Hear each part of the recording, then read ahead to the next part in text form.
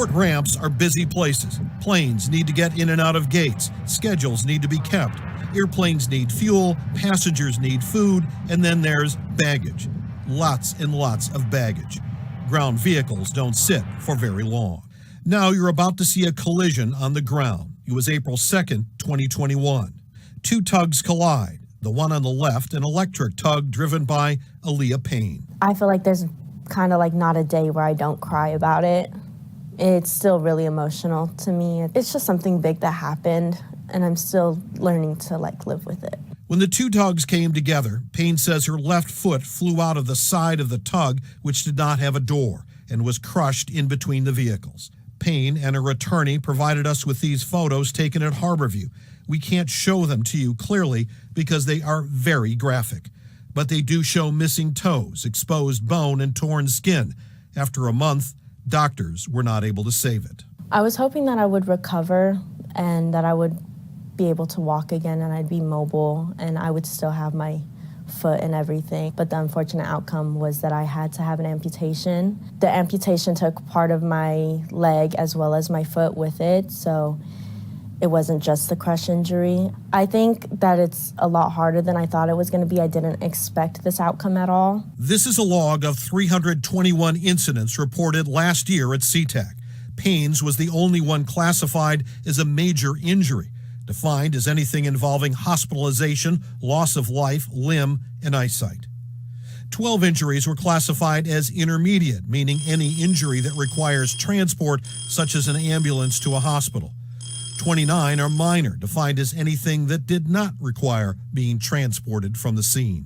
These collisions, these results don't have to happen to workers at the airport.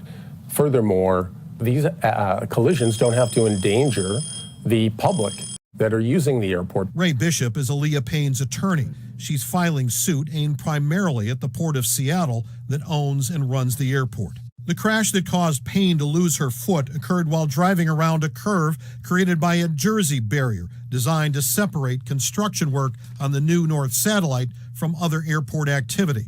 A chain link fence sat atop the Jersey barrier covered by a blue tarp. That corner was really, really blind. I didn't see anybody until the last moment. The way I reacted was the only way I could react because it was completely blind.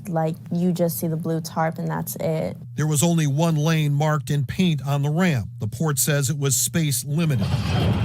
In these pictures provided by her attorney, the tarp has by this time been taken down and stop signs put up. Because this case involves litigation, the Port of Seattle declined our invitation for an on-camera interview, but they did provide information. They now have a full-time person dedicated to safety assurance on the ramp at the airport and have other employees keeping tabs on other companies on the ramp to make sure things are carried out safely. SeaTac provided this chart showing where incidents spiked in 2018. The red line toward the bottom is the number of major or intermediate accidents per 100,000 takeoffs and landings at the airport. The numbers have dropped somewhat from 19 per 100,000 to less than 17 in 2021. The upward yellow line is the number of cases that are reported, which the port says it is encouraging. Our lawsuit is principally against the Port of Seattle. The Port of Seattle is supposed to have a non-delegable duty to ensure the safety of everyone at the airport, workers like Aaliyah and passengers alike. But Ray Bishop is fighting a bigger battle, saying the port just can't shift the liability for these accidents onto airlines and ground service companies. He argued that in another tug accident where the driver was severely injured, taking the case to the state Supreme Court twice. The port says tugs are required to be mechanically limited to how fast they can go, such as 12 to 13 miles per hour. As part of his investigation, Bishop alleges the tug that collided with Aaliyah Payne was going closer to 16. That vehicle should not have been on the port that day. For Aaliyah Payne, it's been a hard year with no end in sight. Yeah, it's kind of a roller coaster. It goes back and forth. Grief is not a straight line, you know. I'm grieving the loss of my limb. I'm grieving the loss of my past self, of who I used to be and my old potential that I used to have. And I'm grieving all of that still. And it's not gonna just be one day I'm good and I'm gonna be good from here on out. It's one day I'll be okay and the next day I'm crying because I don't know what to do. At SeaTac, Glenn Farley, King 5 News.